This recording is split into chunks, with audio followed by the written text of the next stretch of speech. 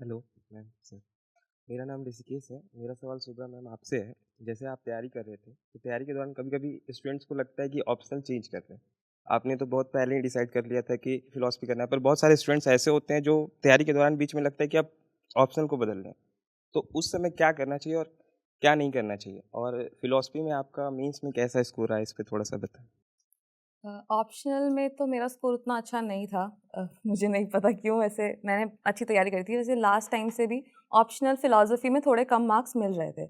ये चीज़ मुझे ध्यान में थी, लेकिन फिर भी मैंने अपना ऑप्शनल चेंज नहीं किया, क्योंकि मुझे लगता है कि ऑप्शनल को एक बहुत ही ज़्यादा डेप्थ में पढ़ने की ज़रूरत है। और कहाँ पे आप उसको बहुत सारी जगह पर लिंक कर सकते हो, वो भी एक बहुत ही ज़रूरी था। तो इसलिए मैंने अपना ऑप्शनल चेंज नहीं किया। और लंबे टाइम तक मुझे लगता है कि हाँ, कई बार डाउट्स आते हैं कि ऑप्शनल हमें बदल लेना चाहिए। और मुझे लगता है ये स्टूडेंट को खुद डिसाइड करना चाहिए। कोई टॉपर बोल रहा है उसका ज़्यादा नहीं सुनना चाहिए। पर मेरे लिए अगर मैं दोबारा अटेम्प्ट भी देती, तो भी मैं अपना ऑप्शनल चेंज नहीं करती, क्योंकि मुझे लगता है कि एक जो डेप्थ है वो एक लंबे टाइम तक पढ़ने के बाद ही मिलती है।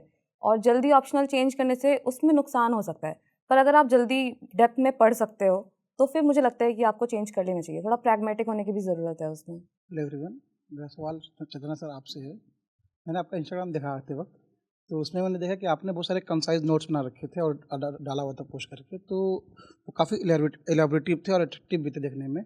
तो सवाल मेरा ये सर कि आपने वो नोट्स कैसे प्रिपेयर किए और एक कंसाइज करने का तरीका क्या था आपका? तो एक्चुअली साइंस स्टूडेंट्स में जनरली ऐसा बोलता है कि इनको ना डेटा फैक्ट्स वाली चीज़ें थोड़ी जनरली वो पढ़ते इस तरीके से हैं कि नज़र डायरेक्ट फैक्ट्स पे जाए, इंपॉर्टेंट चीज़ों पे जाए, क्योंकि बैकग्राउंड भी साइंस रहा है। तो क्या है कि जैसे ह्यूमैनिटीज़ में ना द थिंग इज़, एक आपको फ्लो में लिखना होता है आंसर। अब आपके पास जो मटेरियल कोचिंग वाले देंगे या जो आप बुक्स पढ़ेंगे, उसमें भी जनरली चीज़ें फ्लो में आपको प्रोवाइड की जाएंगी। उसमें से आपको ये एबिलिटी डेवलप करनी है कि आप इंपॉर्टेंट पॉइंट्स उठा पाएँ बस। और वो मैं एक चीज़ बोलूँगा, रिकमेंड करूँगा कि फर्स्ट गो में कभी नहीं आता।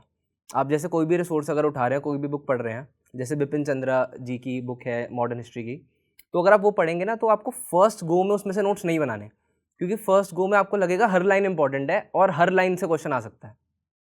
बट जैसे जैसे आप थोड़ा प्रीवियस ईयर क्वेश्चन सिलेबस और उस सब्जेक्ट के नो हाउ से, उस सब्जेक्ट के जो टॉपिक्स हैं, जो डिस्कोर्स है उस सब्जेक्ट में मेजर, उससे आप एक बार फेमिलियर होंगे, तो आपको आइडिया लगेगा कि ये चीज़ें इंपॉर्टेंट है, ये चीज़ें नॉन नेगोशिएबल है, ये इस पर क्वेश्चन अगर आया तो ये वाले पॉइंट्स मुझे लिखने ही लिखने हैं। तो वो उन पॉइंट्स के आपको नोट बनाने होंगे। तो मैं इसमें एक चीज़ एडवाइस ये करूँगा कि फर्स्ट रीडिंग में नोट्स ना बनाएं। सेकंड में, इनफैक्ट फर्स्ट रीडिंग में बस आप एक बार रीड मारें नॉर्मल, बिना किसी पेन या पेंसिल लिए। सेकंड रीडिंग में कुछ कुछ इंपॉर्टेंट लगे तो अंडरलाइन करें। और थर्ड रीडिंग में आप नोट्स बनाएं, जिससे जो चीज़ आपको ऑलरेडी माइंड में याद है, आप उनको रिडंडेंट तरीके से उनको नोट्स में ना आप अपने कॉपी करें। बट जो इंपॉर्टेंट चीज़ें हैं और जो चीज़ आपको लगता है कि हाँ मैं भूल सकता हूँ, आप वो चीज़ें बस अपने नोट्स में डालें। और एक चीज़ और, नोट्स ना थोड़े कोशिश कीजिए कि सुंदर बने, कि आपने ऐसे बोला अट्रैक्टिव है, क्योंकि खुद भी पढ़ने का मन होना चाहिए। क्या होता है, यूपीएससी की तैयारी में जाते हैं, वास्ट सिलेबस है, तो न्यू चीज़ें पढ़ने का बहुत मन करता है, पुराना रिवाइज करने का मन नहीं करता। और आप पुराना तभी रिवाइज करेंगे जब आपको अंदर से लगेगा कि भाई, मतलब मन होना चाहिए रिवाइज करने का। और अगर नोट्स ही ऐसे हैं कि पढ़ने में समझ नहीं आ रहे या देख के अच्छा सा नहीं लग रहा, तो फिर रिवीजन का ना चांसेस थोड़े कम हो जाते हैं। तो थोड़े अट्रैक्टिव नोट्स बनाएं, कलर्स का यूज़ करें, सुंदर राइटिंग में बनाएं, तो that will help. Hello ma'am, मेरा सवाल आपसे है।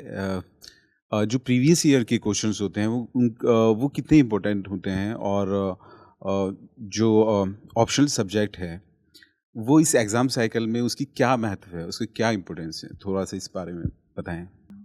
Previous year questions I think वो क्रक्स है यूपीएससी का। तो वो सबसे ज़्यादा इंपॉर्टेंट मुझे लगता है वही है, क्योंकि आप जब तक उसको एनालाइज नहीं करोगे, आपको पता नहीं चलेगा कि ट्रेंड क्या है यूपीएससी का, कैसे क्वेश्चंस पूछ रहे हैं और आपको पढ़ना किस तरीके से है। फॉर एग्जाम्पल प्री के लिए भी जब आप पढ़ो ना, एक बार प्रीवियस ईयर्स आप देख लोगे तो आपको समझ में आएगा आपको क्वेश्चंस को, मतलब बुक को किस तरीके से पढ़ना है। फिर मेंस में भी सेम चीज़ है कि जब आप प्रीवियस ईयर्स पढ़ते हो तो आपको समझ में आता है कि किस तरीके के क्वेश्चंस आ रहे हैं, किस तरीके से आपको उसको आंसर करना है। प्रीवियस ईयर्स के साथ साथ फिर जो आंसर्स हैं टॉपर्स के, वो देखो साथ में, तो आपको समझ में आएगा लिखना कैसे उन चीज़ों को। तो प्रीवियस ईयर क्वेश्चंस बहुत ज़्यादा इंपॉर्टेंट हैं इसमें। ऑप्शनल तो बहुत इंपॉर्टेंट है, लाइक रैंक चेंज कर देगा आपकी। आप टॉप 100 में भी आ सकते हो और आप लास्ट की लिस्ट में भी आ सकते हो, या तो लिस्ट के बाहर हो सकते हो, इतना इंपॉर्टेंस रखता है ऑप्शनल। तो यही रीज़न था कि जब मुझे रियलाइज़ हुआ कि मेरा ऑप्शनल नहीं अच्छा जा रहा है, मेरे स्कोर नहीं आया था उसमें, तो मैंने अपना ऑप्शनल इसीलिए चेंज किया क्योंकि मुझे लगा कि ऑप्शनल सब्जेक्ट है जो गेम चेंजिंग है। मे बी शायद मेरी जर्नी में शायद ऑप्शनल ने ऐसा रोल प्ले किया कि मैं लिस्ट में हूँ अभी इस बार, तो इतना इंपॉर्टेंट रखता है ऑप्शनल।